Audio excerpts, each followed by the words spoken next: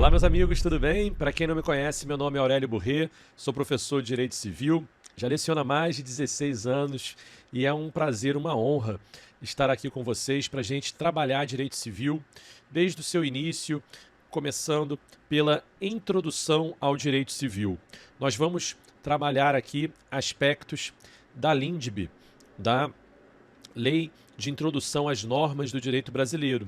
Mas antes a gente precisa falar, né, de um ponto anterior que vai nortear todo o seu estudo do direito civil daqui para frente.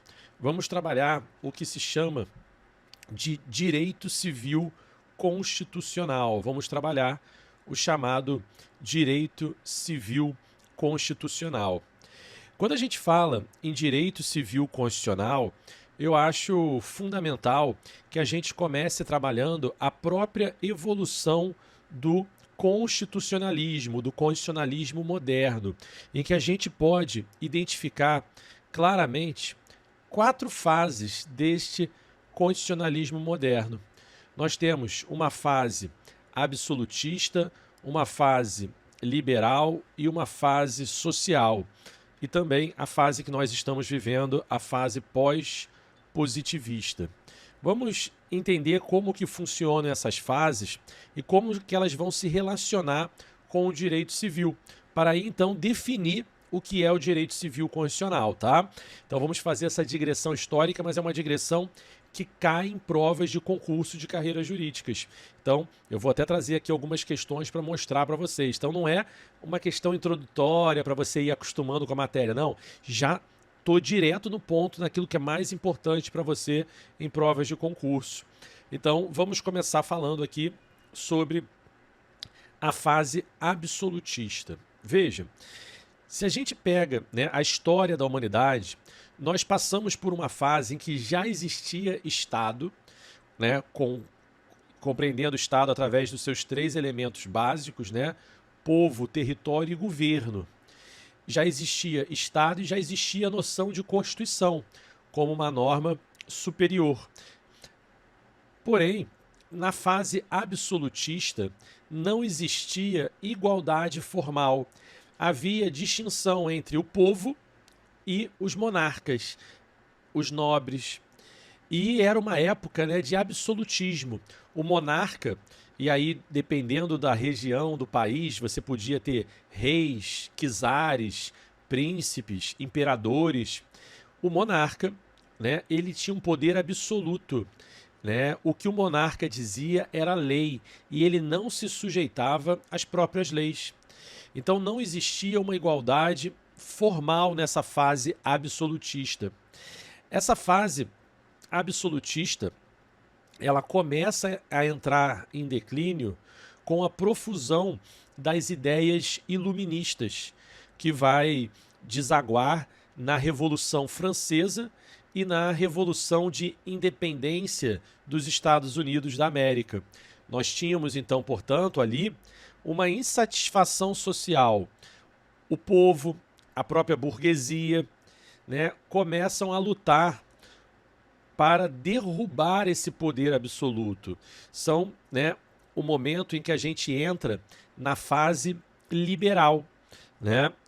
A fase, né, liberal, ela é marcada por uma luta pela consagração de direitos fundamentais de primeira geração ou primeira dimensão, que você estuda lá em direito constitucional, como direito à liberdade de ir e vir, liberdade de expressão, direito à propriedade privada, o direito à igualdade.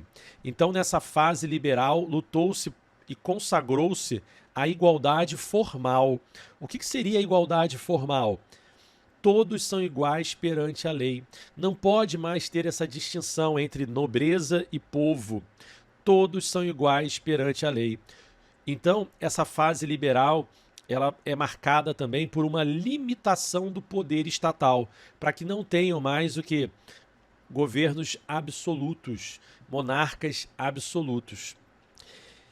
Só que aí começa a ocorrer um problema, né? Essa fase liberal, como eu disse, ela é marcada pela Constituição Francesa e a Constituição Americana, a primeira e única Constituição Americana e a primeira Constituição Francesa. Então nós temos a primeira Constituição, né, liberal, que é a Constituição Americana de 1787, consagrando essa ideia de limitação do poder estatal, com a igualdade formal, e a Constituição Francesa de 1791.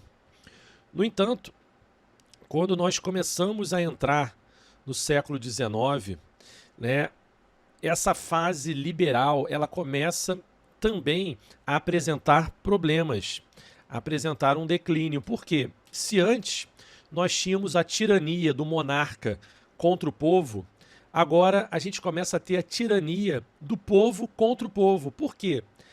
Dizer que todos são iguais perante a lei é uma conquista da humanidade, uma conquista da fase liberal. Mas, na prática, materialmente falando, nem todos são iguais perante a lei. Você não pode dizer que o empregado está em posição de paridade com o empregador. Uma pessoa idosa não está em condição de paridade com uma pessoa em idade madura, assim como uma criança e um adolescente não está nas mesmas condições que um adulto, né? O dono dos meios de produção não está em situação de igualdade com o trabalhador. Então começam a eclodir, né, insatisfações sociais justamente por essas questões. Porque a fase liberal ela parte da premissa em que todos são iguais perante a lei. Então, se você assinou um contrato de trabalho, você tem que cumprir, você não pode reclamar depois que aquilo ali não te atende muito bem, né? Então isso começou a gerar insatisfações, principalmente a partir da Revolução Industrial, que mostrou ali como que os trabalhadores ficavam em condições miseráveis, né? Trabalhando mais de 14 horas por dia.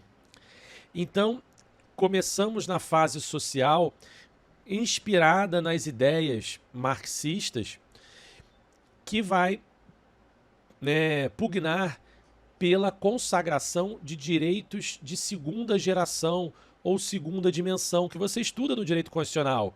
O direito à saúde, o direito ao trabalho, né, respeitar os princípios trabalhistas, o direito à educação, são direitos de segunda geração, segunda dimensão. E, principalmente, pugnar pela igualdade material. Veja, a igualdade formal é um avanço, é uma conquista. Todos são iguais perante a lei. Mas não basta isso. Nós temos que ter também uma igualdade material, o que se chama de isonomia substancial ou isonomia material, que é o resgate a uma lógica aristotélica de que você deve tratar os iguais de maneira igual e os desiguais de maneira desigual, na medida de suas desigualdades. Então veja, nessa fase social, esses direitos de segunda geração vão trazer um Estado ativo, promocional, diferente da fase liberal, que o Estado era abstencionista, ele não iria intervir nas relações privadas. Com a fase social, nasce a ideia de um Estado ativo, promocional, que vai garantir esses direitos sociais de saúde, educação, trabalho. Então, como que o Estado faz isso? Através de ações afirmativas. Não só com políticas públicas de ações afirmativas, mas com políticas legislativas. Começam a surgir leis que visam proteger e garantir essa isonomia material. Então, né, o legislativo ele pode criar uma lei desigual. Por exemplo, pega no direito brasileiro o CDC. O CDC não é um código de defesa do consumidor, é uma lei que protege o consumidor. Por quê? Porque, na verdade, o fornecedor de serviço está aqui em relação ao consumidor que é vulnerável. Então, eu crio uma lei desigual para igualar materialmente. Essa é a ideia de isonomia material. E essa fase social ela é marcada pelo advento da Constituição Mexicana de 1917 e Constituição Alemã de 1919. São as primeiras constituições sociais. Só que veja só, o que a fase liberal e a fase social têm em comum? elas acreditam no texto escrito, no direito positivo, que basta você consagrar os direitos, né, numa carta que eles serão garantidos. O problema é que o papel aceita tudo. E na segunda metade do século passado nós vivenciamos o horror do nazismo e do fascismo. E o que esses regimes tinham em comum? Eram regimes de direito. Aqueles horrores praticados no nazismo e no fascismo tinham embasamento legal. Era constitucionalmente autorizado. Então hoje, depois dos horrores da Segunda Guerra Mundial, nós estamos na fase pós-positivista. Uma fase que vai acreditar que existem direitos e valores que não precisam estar escritos na Constituição, não precisam estar na lei, mas que devem ser respeitados. Um resgate àquela ideia de direito natural. Então, valores como isonomia, solidariedade, dignidade da pessoa humana, afetividade, são direitos, são valores que devem ser protegidos e cumpridos independente de previsão em texto constitucional ou texto legal. É a fase pós-positivista que nós vivemos hoje. Entendi, professor, essa evolução histórica, mas o que isso tem a ver com direito civil? O que isso tem a ver com direito civil constitucional? Ah, tem tudo a ver. Por quê? Essa fase social que vai garantir direitos de segunda geração, ela só vai chegar no Brasil, apesar de ter começado em 1917 no México, na década de 30. Se você observar, na década de 30 começa uma pulverização legislativa. Como assim? Começam a surgir diversas leis esparsas. Veja, em 1917 você saía com o Código Civil debaixo do braço e resolvia todas as questões de direito privado.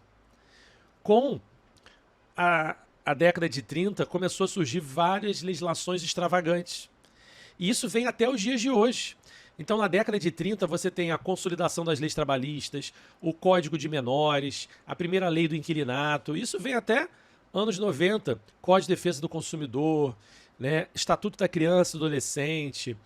Nos anos 2000, Estatuto do Idoso, Estatuto da Pessoa com Deficiência, Marco Civil da Internet, Marco Legal dos Seguros, né? Mais recentemente. Então, hoje, o que acontece? O Código Civil, antes, ele era o centro do ordenamento jurídico privado e a Constituição, o centro do ordenamento jurídico público. Com essa pulverização legislativa, que nós chamamos de Era dos Estatutos, criou-se uma crise do direito civil, que a gente chama de crise de identidade do direito civil. Porque essa era dos estatutos, dessas legislações extravagantes que nós estamos vivendo até hoje, fez com que o Código Civil perdesse a sua centralidade, perdesse o seu protagonismo. O Código Civil hoje, às vezes você pode começar e terminar um processo sem citar um artigo do Código Civil, porque às vezes a questão toda versa sobre, por exemplo, lei de locações. Então ele perde o seu protagonismo, a sua centralidade. E qual é o problema disso? O problema é que quando você tem muitas leis extravagantes ao longo do tempo, muitas vezes elas são conflitantes entre si. Então, aqueles métodos tradicionais de solução de conflitos entre normas, lei posterior revoga a lei anterior, princípio da especialidade, se mostraram insuficientes. Por quê? Pega o exemplo, né, do contrato de transportes. Se eu terminar a aula e pegar um ônibus intermunicipal, eu estou celebrando um contrato de transportes. E o contrato de transportes é regido pelo Código Civil, lá no artigo 730. Só que eu também estou celebrando um contrato de consumo, porque o passageiro se enquadra no conceito de consumidor do artigo 2º e a empresa de ônibus se enquadra no conceito de fornecedor do artigo 3º do CDC. Então, se ocorre um problema nessa viagem e tiver um conflito entre uma norma do Código Civil e uma norma do CDC, qual lei que eu vou aplicar? Ah, professor, aplica o princípio da especialidade. Olha o problema. O Código Civil é especial em relação ao contrato de transporte. O CDC não traz uma linha sobre contrato de transporte. Mas, por outro lado, o CDC é especial em relação ao consumo. Então, esses métodos tradicionais se mostravam insuficientes. Então, o direito civil constitucional, ele nasce exatamente como sendo uma solução para essa crise do direito civil. Porque o direito civil constitucional vai colocar a Constituição como centro do ordenamento jurídico como um todo, não só do direito público, mas também como do direito privado. Então, como é que nós podemos conceituar, né, o direito civil constitucional? O direito civil constitucional é uma solução para a crise do direito civil.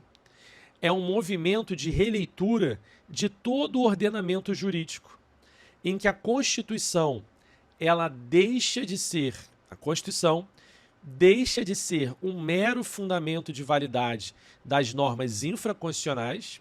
Olha o que eu estou dizendo, ela deixa de ser um mero fundamento de validade. Ela continua sendo, mas ela deixa de ser um mero fundamento de validade das normas infraconstitucionais e passa a ser um verdadeiro vetor hermenêutico, um vetor axiológico de todo o sistema. O que é isso, gente? Vetor hermenêutico. Hermenêutico vem, né, de interpretação, é um caminho interpretativo. Vetor axiológico. Axiológico vem de axioma, que é valor. É um caminho valorativo.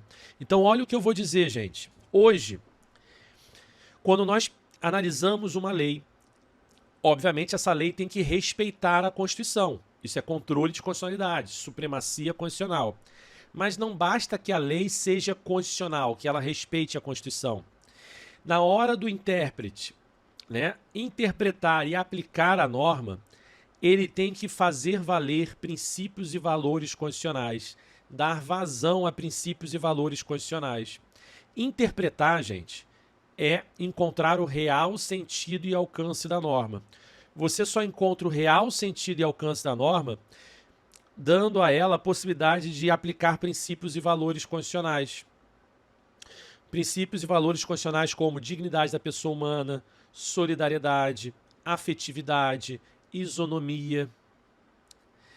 Então, durante muito tempo se discutiu se seria possível aplicar as normas constitucionais diretamente nas relações privadas. E sim, é possível, o que se chama de horizontalização dos direitos fundamentais. É possível.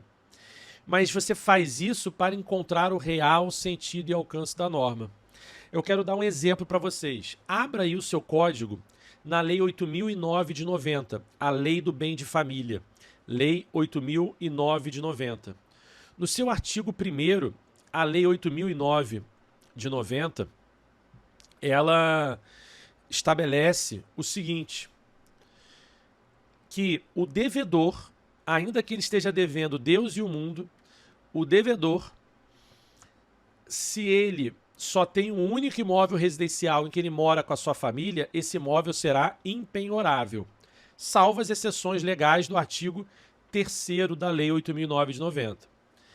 Então veja, pela letra fria da lei, se o devedor tem um único imóvel e ele reside com a sua família, é impenhorável. A contrário senso, se o devedor é solteiro, viúvo, divorciado e mora sozinho, pelo texto legal, ele teria proteção do bem de família? Não. Aí que tá. O texto não traz a norma. A norma é produto da interpretação. E hoje você tem que fazer uma interpretação civil constitucional. Como que você faz? Analisa o artigo 1º da Lei 8.009 de 90. Qual é a intenção ao proteger o bem de família? Em última análise, é garantir o direito à moradia, que é um direito fundamental previsto na Constituição. Então a gente tem que pensar, eu posso tratar as pessoas de maneira diferente, desde que haja uma razão para diferenciá-las. Quando a Lei 8.009 de 90 diz que o imóvel que o devedor reside com a sua família é impenhorável e não prevê a impenhorabilidade do imóvel de pessoas que moram sozinhas, isso não faz com que a lei seja inconstitucional. É uma opção do legislador, ela não fere a Constituição. Mas o intérprete, na hora de interpretar e aplicar, tem que otimizar princípios constitucionais e entender que se a lei, o objetivo é garantir o direito fundamental à moradia, não há razão para uma pessoa casada ou que mora com uma irmã ter o seu direito de moradia garantido e uma pessoa solteira, viúva, divorciada não ter o mesmo direito. Então eu vou na Constituição e pego o valor da isonomia e estendo também para as pessoas solteiras, viúvas e divorciadas a proteção que a lei defere ao bem de família. E foi isso que o STJ fez na súmula 364, uma interpretação civil constitucional. Veja que interessante, né? A gente percebe que a lei é constitucional, ela não fere a Constituição, mas a gente não pode se contentar com isso. Precisamos fazer valer os princípios e valores constitucionais. Perfeito? E aí eu deixo vocês com uma definição do professor Anderson Schiraib, que é um dos grandes nomes sobre o tema, que vai dizer que o direito civil constitucional pode ser definido como a corrente metodológica que defende a necessidade de permanente releitura do direito civil à luz da Constituição. Não se trata apenas de recorrer à Constituição para interpretar as normas ordinárias de direito civil, mas também reconhecer que as normas constitucionais podem e devem ser diretamente aplicadas às relações jurídicas estabelecidas entre particulares. Vamos ver como esse tema, que parece super teórico, foi cobrado em prova? Olha só. Sobre a constitucionalização do direito civil, assinale a alternativa incorreta. Interpreta-se o Código Civil a partir da Constituição e não o contrário? Errado, né, gente? Na verdade, errado não, está correto. Interpreta o Código Civil a partir da Constituição e não a Constituição a partir do Código Civil. Está correta, é para marcar a incorreta. Essa está correta. Letra B. O direito civil constitucional está baseado em uma visão fragmentária do ordenamento jurídico? Né? Atenção, gente. O direito civil constitucional ele vem justamente para resolver aquela crise do direito civil. O direito civil estava fragmentado, né? O Código Civil perdeu o seu protagonismo e a solução é o próprio direito civil constitucional. Então, o direito civil constitucional está baseado numa visão unitária do ordenamento jurídico. A Constituição é o centro do ordenamento jurídico público e privado. Então, a letra B ela está errada, porque diz que o direito civil está baseado numa visão fragmentária. Não, é numa visão unitária. Então, como é para marcar a incorreta, o gabarito é a letra B. Mas vamos ver por que as demais estão erradas. A dignidade da pessoa humana como vetor, olha só, vetor axiológico fundamental da Constituição, orienta não só o Estado, mas também os particulares nas suas relações privadas. Aquilo que eu falei, a aplicabilidade direta das normas constitucionais é o que o Anderson Schreiber fala aqui também no final da sua definição. Então está correto. O princípio da isonomia e seu aspecto unicamente formal, olha como eu falei para vocês, igualdade, todos são iguais perante a lei, não se mostra suficiente, sendo imprescindível a busca pela igualdade material, substancial. Perfeito, está correto. Letra E. A constitucionalização do direito civil relaciona-se diretamente com a ideia de força normativa das normas constitucionais. Sim, as normas constitucionais não são apenas uma declaração política, tem força normativa.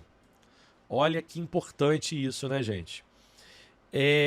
Olha uma questão que caiu no Enem em 2024, a segunda prova do Enem. A respeito do fenômeno da constitucionalização do direito civil, analise as afirmativas a seguir. A função econômica da liberdade negocial afasta a incidência dos direitos fundamentais nas relações jurídicas de natureza privada? Errada, né? A influência dos direitos fundamentais está sempre presente. Não pode ser afastada pela liberdade negocial.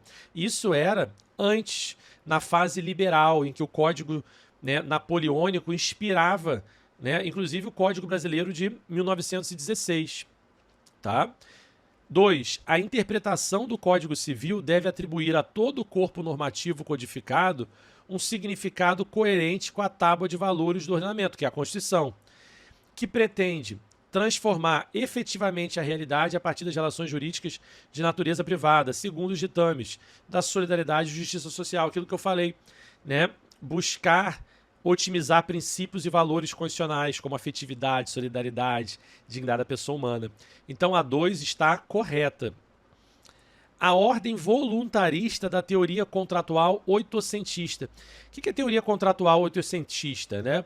É do século XVIII, que a gente tinha lá na fase liberal, né? Na fase liberal, prevalecia a autonomia da vontade privada.